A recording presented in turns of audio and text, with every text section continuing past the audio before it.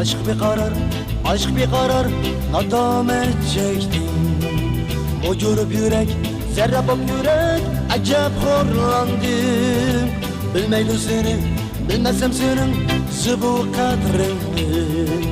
Hayda yaşayan, andak yaşayan, sümbül saç idi.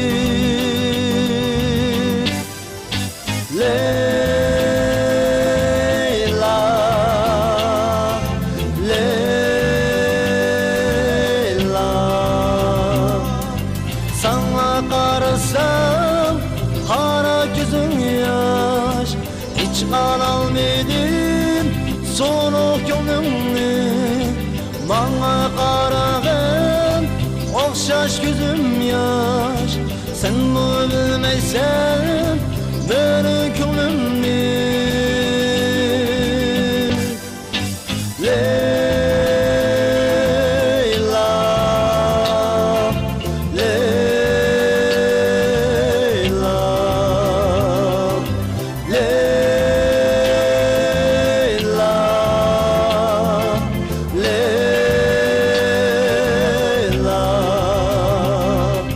Aldırak yüzümü yaşlama Leyla.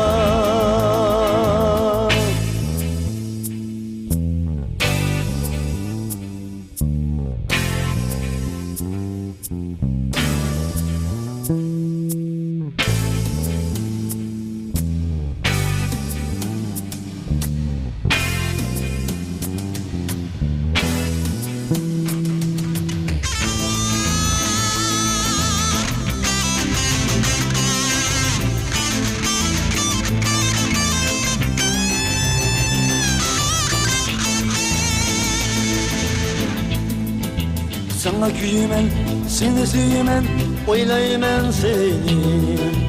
Yüzü düzire, çecebi dere, gönlümden gitmez. Süyüner idim, güzel idi şu aşu melodlar. Şiirin sözlerim, aydak yüzlerim, yürekten düşmez.